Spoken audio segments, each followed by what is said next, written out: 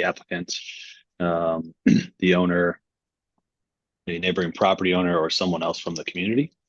And so to that end, I will start with Morgan Hayden. If you could unmute. Okay, that should be Terry Henry Hayden. Terry, spelled Terri. Hayden. Yeah, Okay, great. And what brings you here today? Are you a neighboring property owner, or I what am exactly? the Madisonville Business Chamber president.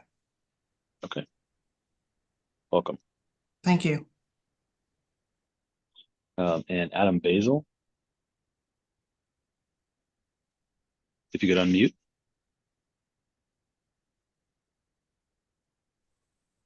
Can you hear me?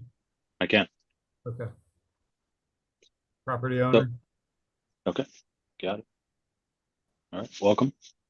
So we have Kate Bodos. Bodos, are you with us? I am here. Good afternoon, David. Good afternoon, everyone. I'm the Community Council President for Madisonville. Okay. Welcome. And then we have someone under a phone number ending in 218. Is that Yes. person present? Yes. Can you hear Okay. me? I can, yes. Yep. It's Greg Gibbs, owner, property and business at 6315 Warrick.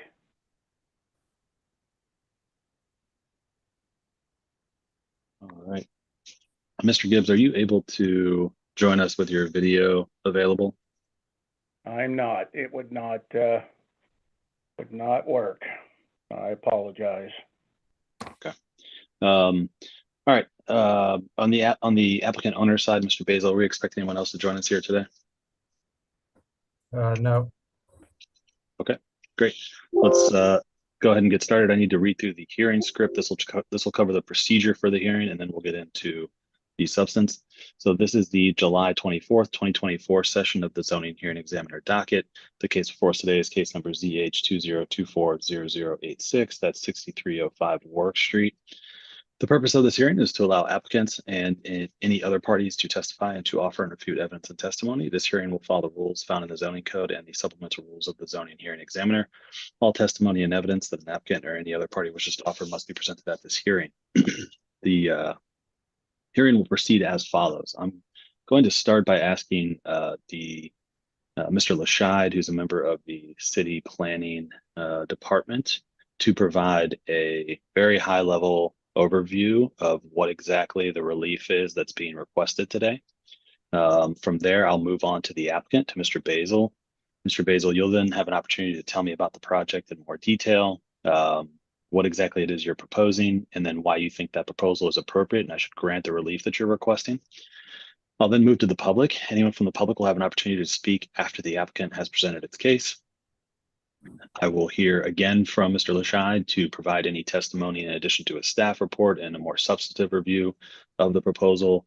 In the event that any party testifies or offers argument in opposition to this application, the applicant will have an opportunity to respond to that testimony offered in opposition. And then finally, the applicant will have an opportunity to make any closing statements. After all presentations have been made, I will close the hearing. Decisions may be expected within 2 weeks. I may limit or exclude any testimony that I deem irrelevant or outside the scope of the application being considered. I may interrupt any speaker to ask questions or make any comments.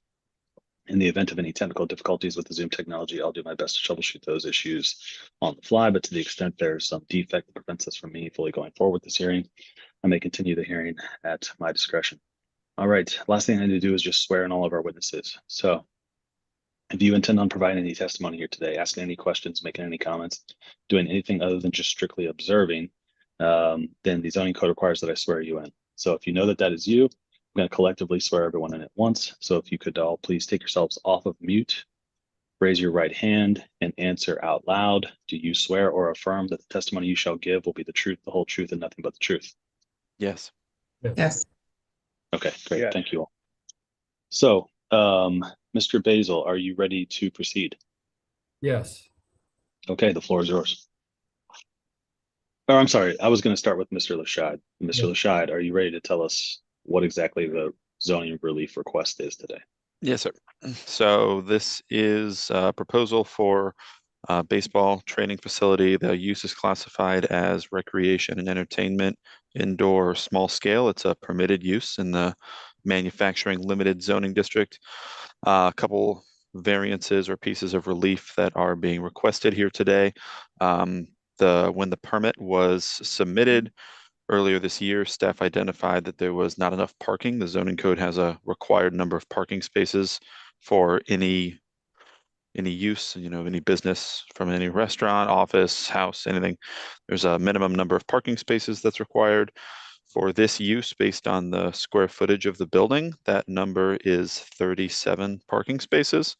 And the site plan, the applicant is proposing to add additional parking for a new total of 26 spaces. So they are still 11 parking spaces short. So a variance is required.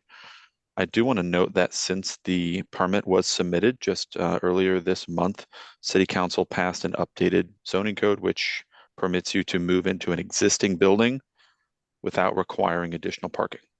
But that was not in place when the permit was submitted. The second piece of relief is a height variance for the fence. Zoning code has a limit to fence heights. That limit is 6 feet. The applicant is proposing to install a 6-foot high chain link fence, but they are adding 14 feet of safety netting on top of the fence. It sounds like it's to catch golf balls to prevent them from going into neighboring properties, which from my understanding sounds like a good idea. So that is the second piece of relief, is a fence height variance of an additional 14 feet to allow a total of 20 feet, although it's really only the netting that is beyond that 6-foot limit. Got it. Thank you very much for doing some table setting for us there, Mr. Lashad. Mr. Sure. Basil, I'm going to turn it over to you to add some more color and tell me why you think this is appropriate. Well, our field in the back, it's an infield for training kids 8 to 17 years old. What is the facility? Could you give me some background on everything? It's baseball. We're a nonprofit baseball and softball organization that has kids from 8 years old to 17 years old. And we have the indoor space.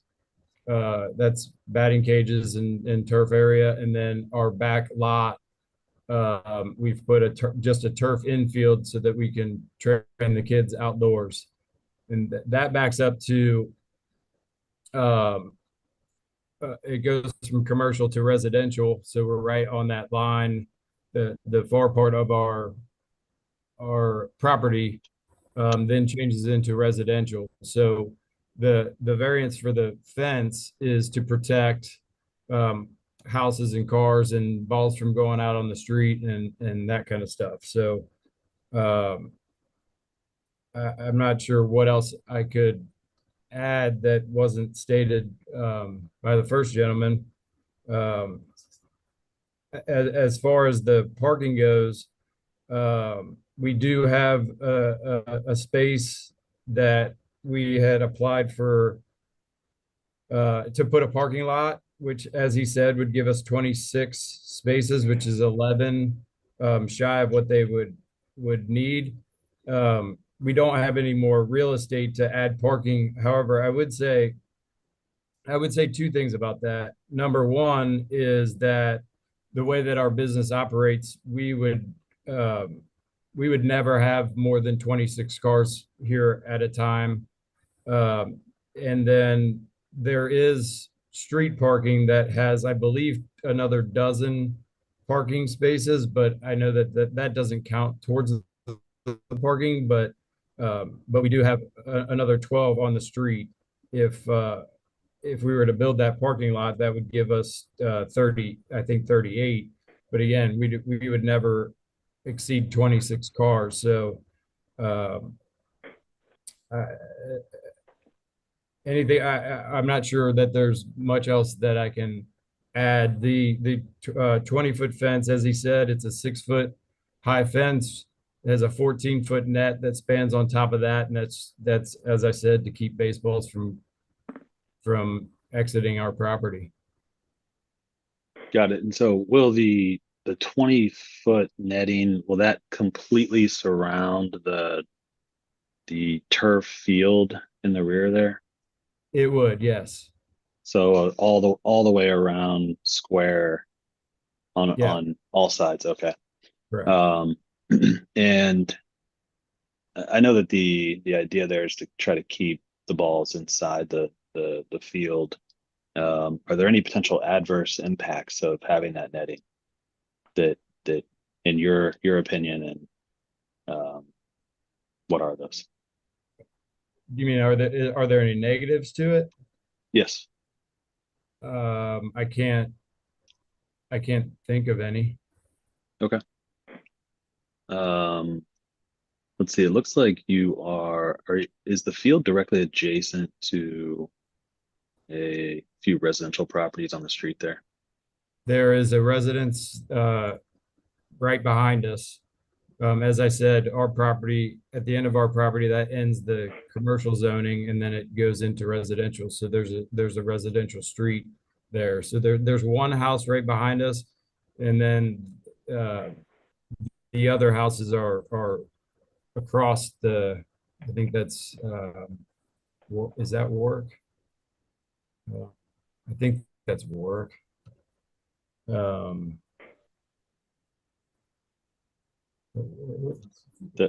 The houses along Winton Terrace, Winona. or Winona, Yeah, Winona Terrace. Yeah. Yeah. Sorry. Yeah. So that's a street that is residential. Yeah. And most of those are kind of off our property enough that without the fence, their baseballs could end up in their yard. But there is one house that's right behind us that's right by our field. That one certainly could be hit quite a bit if we didn't have a fence. That actually used to be part of this property.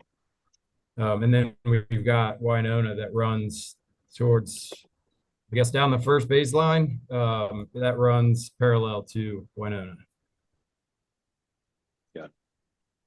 Okay. Anything else you'd like to say about the application this time?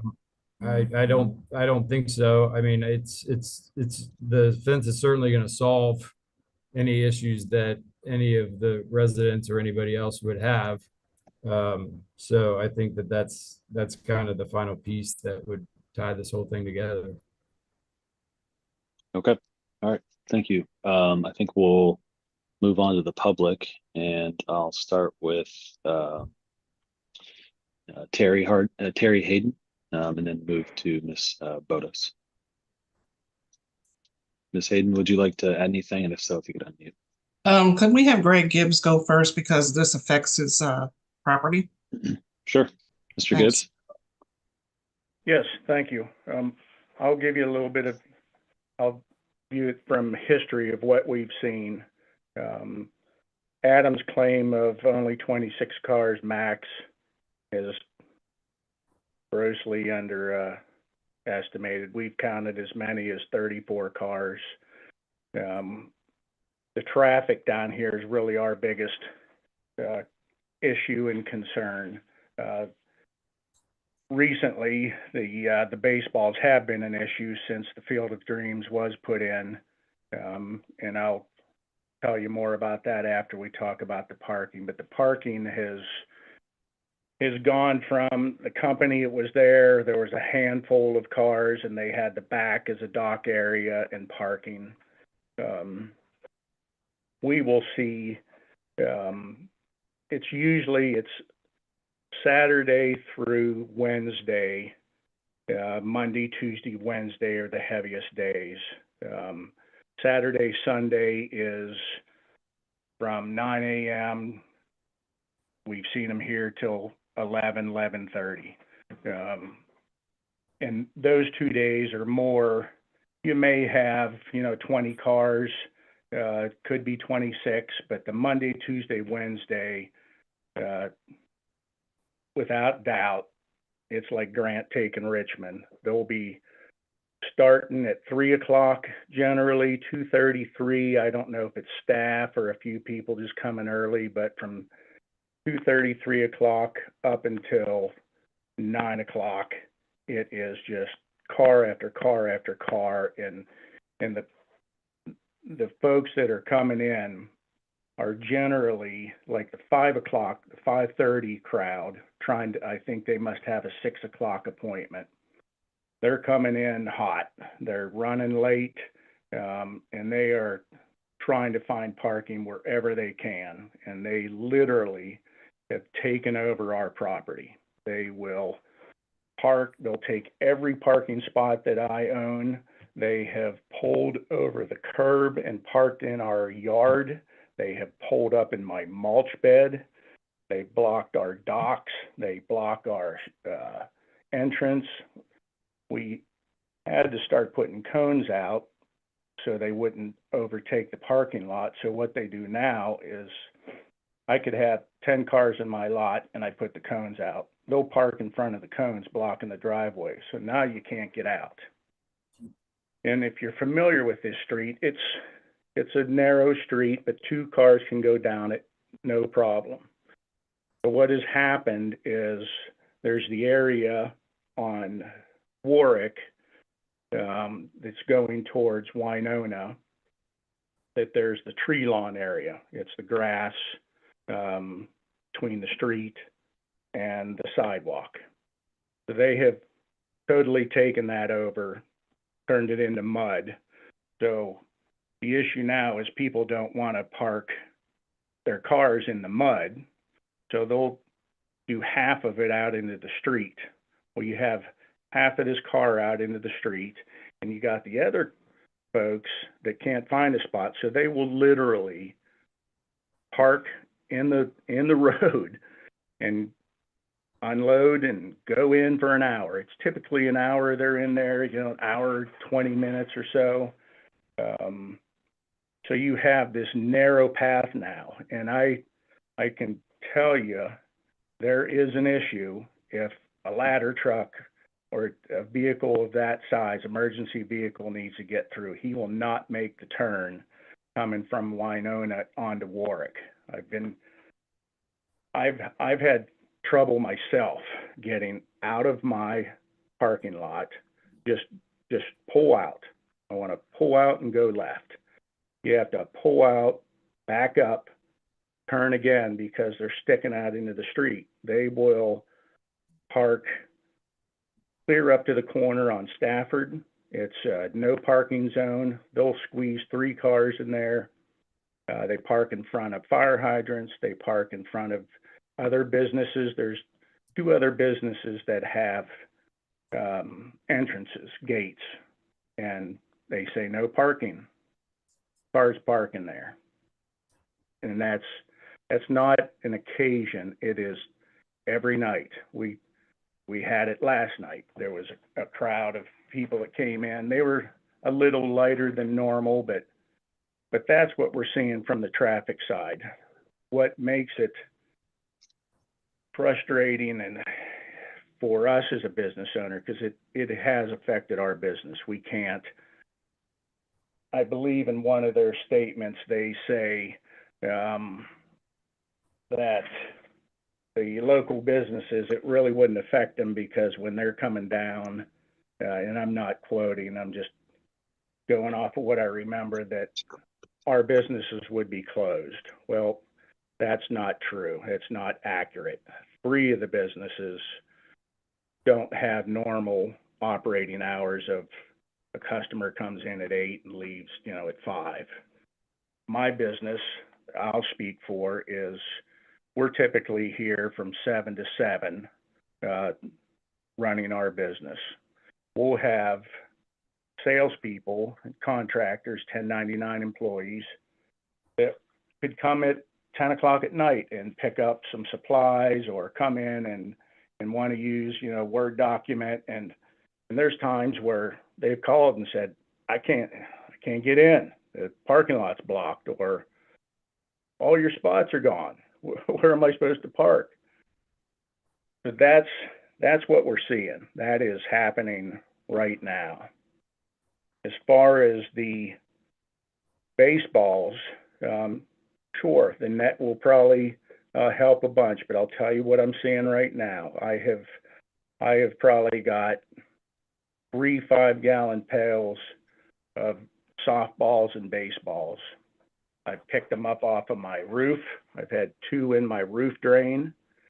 I've had a commercial mower, a little under $500 damage because didn't see the softball, and just 3 weeks ago didn't see a baseball. Fortunately, the baseball is smaller, so it'll spit it out, startles the heck out of you, but it generally doesn't do any damage. The softballs tears up the mower. Netting's probably a good thing. Is it enough? I don't know. They're advertising that it's going to be real time, real speed, high school baseball. If you have a guy that's doing real time pitching, real time speed, and you got a guy that's thinking real time swinging the bat, is he going to get over that fence? Probably. The occasional ball is not an issue. A ball comes over periodically, no big deal. You throw it back. But when it's every single day, you're can't cut your lawn without walking your whole lot. You just can't do it. And I don't want to have to. Do I have to go up on my roof, before it rains and check to make sure my gutters aren't clogged with a softball and a baseball? So from that standpoint, affecting the business, I don't have time to do this kind of stuff, but it's been nonstop like this for over a year. And really the issue for me with the parking is they made a choice. They made a choice to do what they've done without permits and took a back lot that would have probably parked 30, 40 cars if it was laid out, but they made a choice to forego that and put in this Field of Dreams without doing the homework and finding out, is this right fit for this community, for this neighborhood? You have the house that Adam's talking about right behind them. A new buyer just bought it. I'm sure they know nothing about this. They probably think life is great. They got their first house. Net goes up and baseballs are going. The other issue that, folks are worried about is, they say build it and they will come. Well, we have already seen 16, 17-year-old boys in dad's car come down at 9:30, 10 o'clock at night. Now, on an October night, a November night, it's nice out. I want to go down and hit some balls outside. What do you think is going to happen? It will happen, and the next thing that's going to follow with that is going to be lights. We can't see what we're doing, so we're going to light it up. So that's what I'm seeing. Okay. I'll leave it at that for now. Sure. Okay. Well, thank you for providing that perspective and for your testimony here today. It sounds like, in your opinion, at least, this there's a lot of adverse impacts as a result of this, but that you're not necessarily opposed to the request to put up the netting. Is that right? No, the net I think is probably a good thing. I just, it goes back to choices that were made. There's a lot that has been done that probably would not have happened had, you'd done things through the channels. If you would have found out, can I do this? Is this right for this area? I'm not, wanting to put a guy out of business or not see a guy, do well in his business. I'm all for it. I'm a small business owner. I want that. I want it for them. I want it for Madisonville. But they have gone in it such a way that I'm doing what I want. And what, Adam has literally told me on the parking, well, what do you want me to do? Okay. So, all right. Well, thank you again, Mr. Gibbs, for your testimony here today and thank you for giving us hearing your me. perspective. Sure. Okay, I think I'll now move back to Ms. Hayden. Ms. Hayden, is there anything you wanted to add? Yes, as the business chamber, we work together with all the businesses to make sure that things are going properly. And when we have issues such as these, we would like to at least hold a side meeting to iron out all of these issues. I have been over on that area when the streets are blocked and you can't get through. I am curious to know where the 12 parking spaces are. Can you tell me that, Adam? On the street? Yeah, so there are, the majority of them are on Winona. I don't know what the name of that business is there because there's just a couple steel buildings. They do some auto work and stuff. And then I think there's 4 on Warrick. The rest of them are as you come around that bend, they're on Winona. Okay, is there anything that you're going to put in place to make sure that your patrons are not overstepping onto residential or business properties?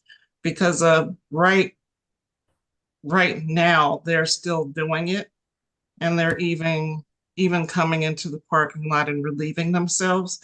And it's unfortunate. And I know you can't control your patrons outside of the building, but they are your patrons. Are you gonna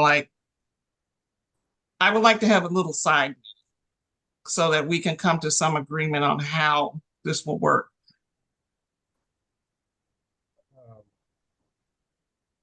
I'm not sure I understand the question. Okay, Terry, are you, and if I'm mistaken, just tell me so, but signage, letting people know, like for our parking lot, I've got it posted. It's not, it's private parking, it's Blue Frog parking. right, There needs to be more communication. signage from Cincy Flame saying, hey, you're in the wrong spot. You shouldn't be here. Right. Some communication, like when people sign up or when they come in, that they say these are our parking spaces. This is where you park. Please do not park in these areas. That should leave a lot of the issues where parking is concerned, unless you have some overflow, and maybe get together with some of the business surrounding to see if that overflow can be used by your organization to some of their parking spaces if it's after hours and no one's there. That could be something that you could do. In addition, can you verify that at some point that you're not going to be 365 days a year, 24/7 open? So yeah, I mean, if we're talking about the outdoor field, it will be pretty limited on the time of year that we do Right. that. And so the indoor place, so I mean, we have a couple different seasons throughout the year. So like from now until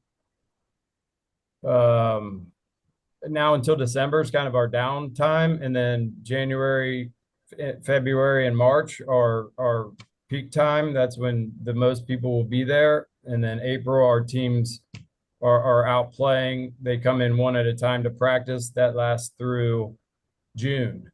Our 3 high school teams, they go through July.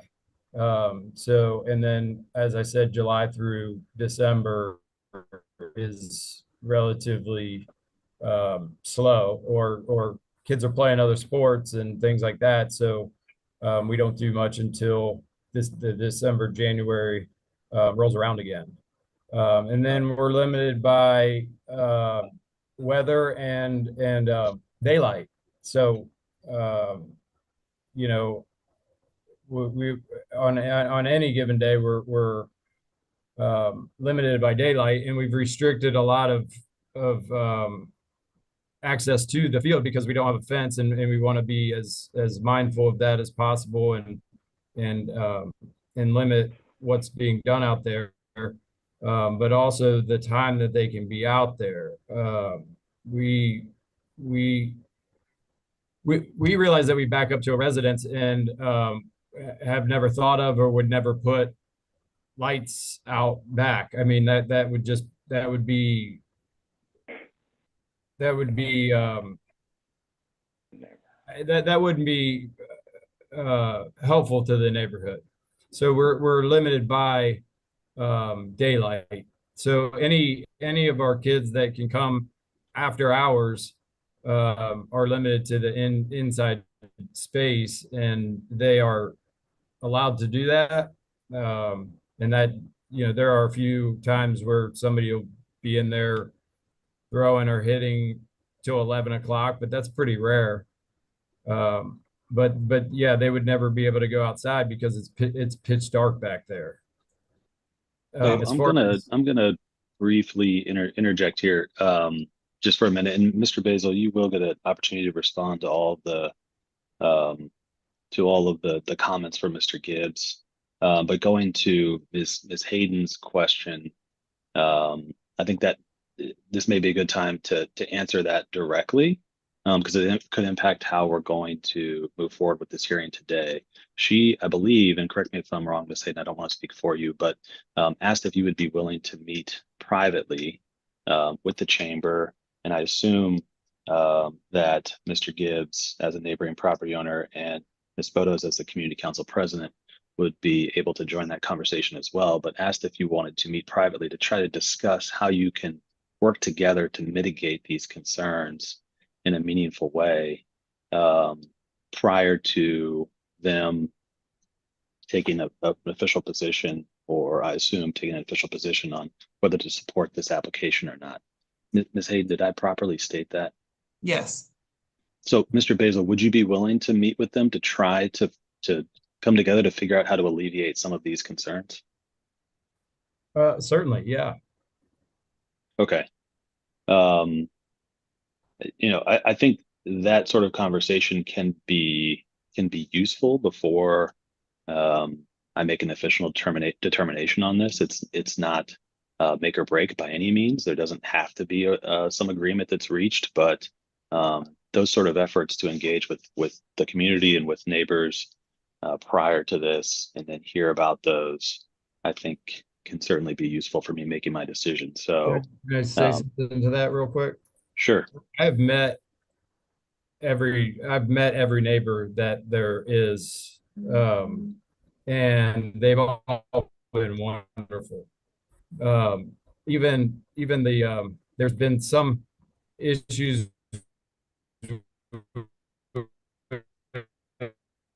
I'm sorry. Am I the only one he's breaking up with on? No, it's Basil's breaking up having- here. Okay, Mr. Basil, your connection was a bit unstable there for a minute. Could you repeat what you said about the neighbors? I've met all of the neighbors since we bought this building, commercial and residential. Now, not all the way down the street, but the ones that are right in our view. Right. They've all been great. They've all been wonderful, and very helpful.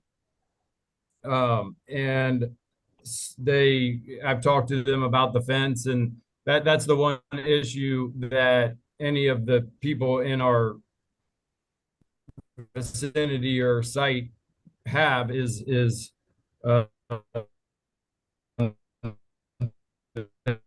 Breaking up again. Yeah. don't have a fence.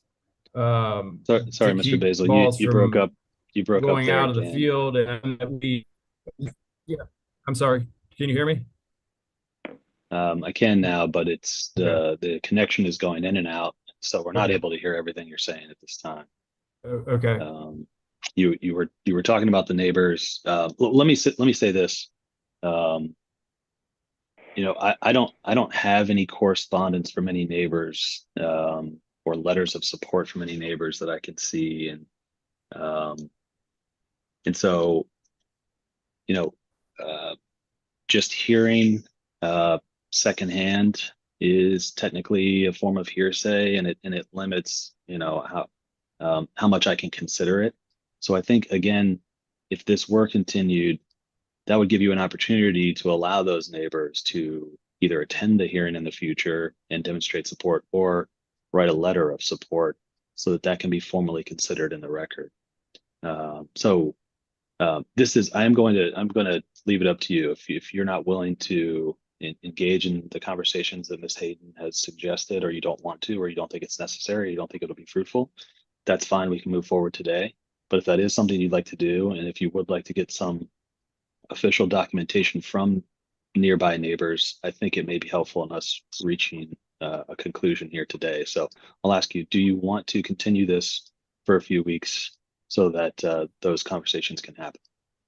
I'm willing to do whatever it would take to make this work for everyone. I've talked to all of the people that are right around us, and they're waiting for a fence the same way that we are.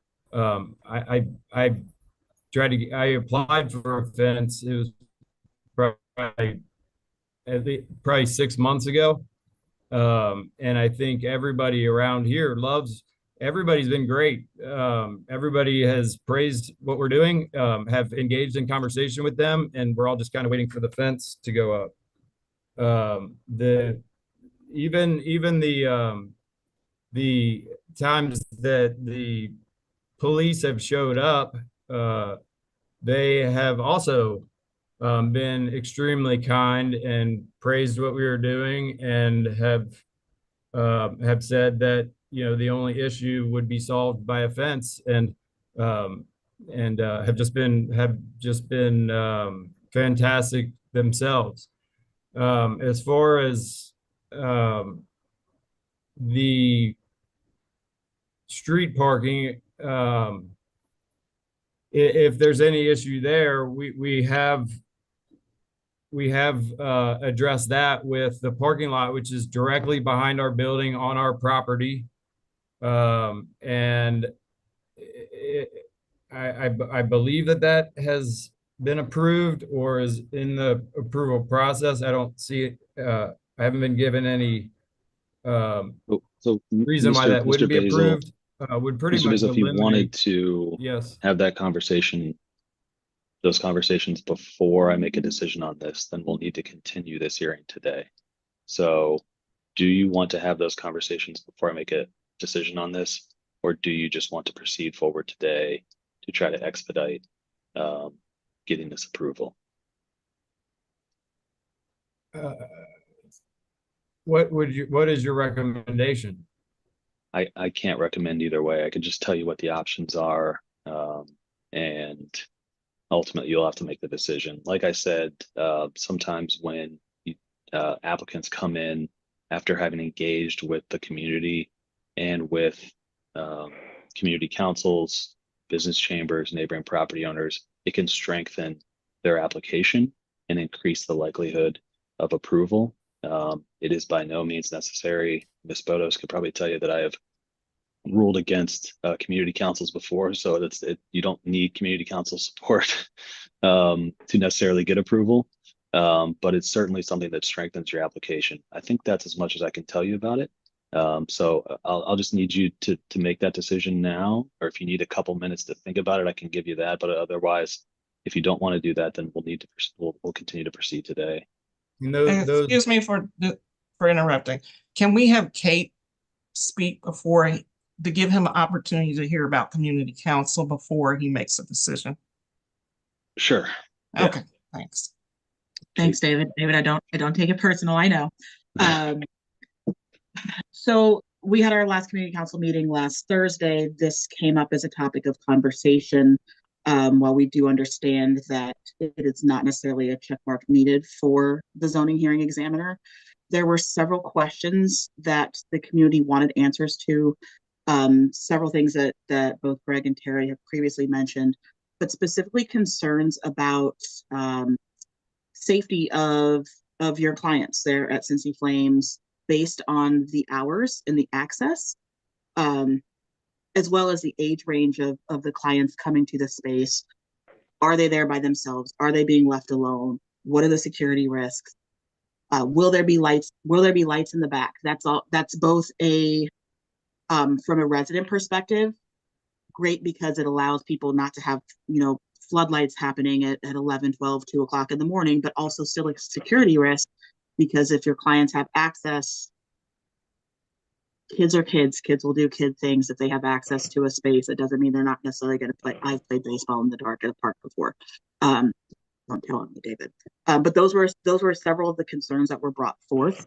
There was a letter of opposition that was voted on that did pass, and it was opposing both requests until further information was provided, because the community did want those questions answered again because of security risks.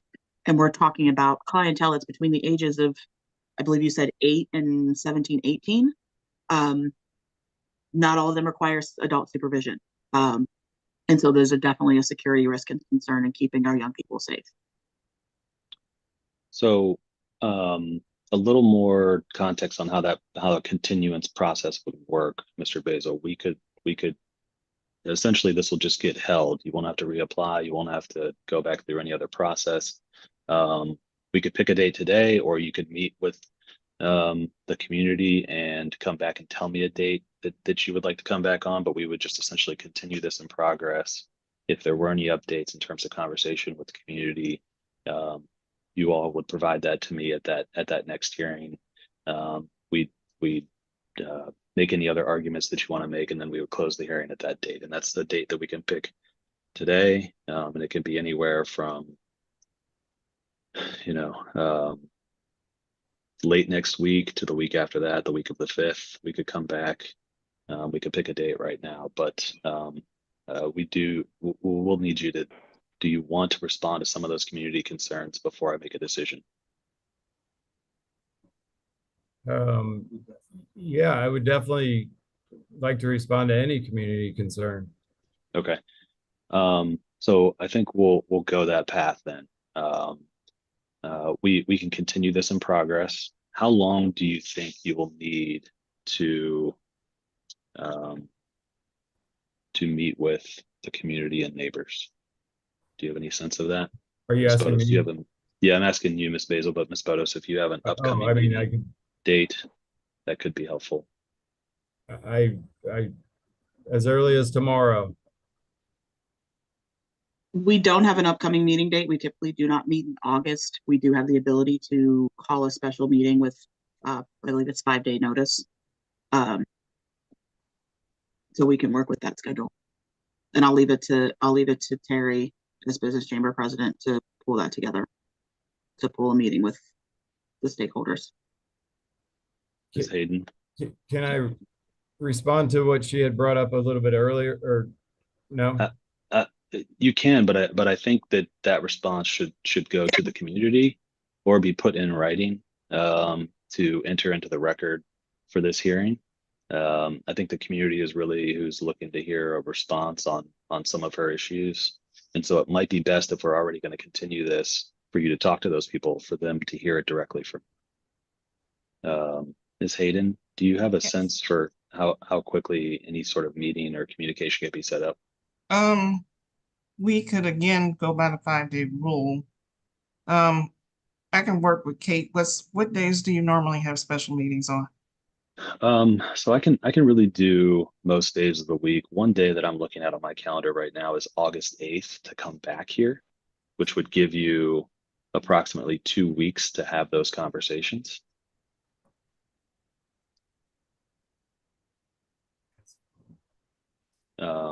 Ms. Hayden, how does that timing sound? August 8th? Or were you on mute? All right, I'm sorry. I said that's fine. Okay. Any objection to August 8th? Okay. Just give Mr. Basil a minute here.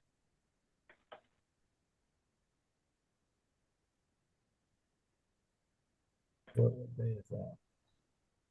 What's the deadline, August 1st? David, I would just ask that it be in the afternoon if it's on August 8th. Okay.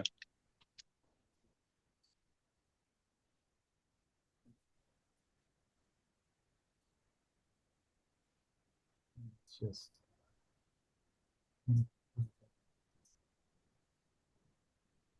I would ask that it be after 1:30 if it's August 8th.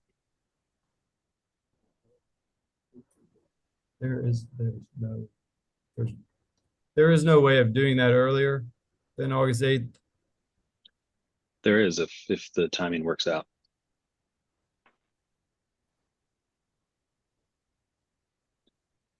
Ms. Hayden, does the 5th or 6th work? Let's see.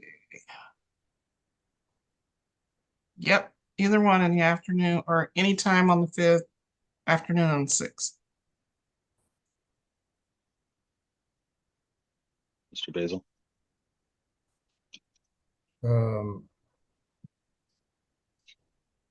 Yeah, I mean, either one of those will work. Okay, let's do the earlier one. Let's set this for Monday, August 5th at 1 p.m.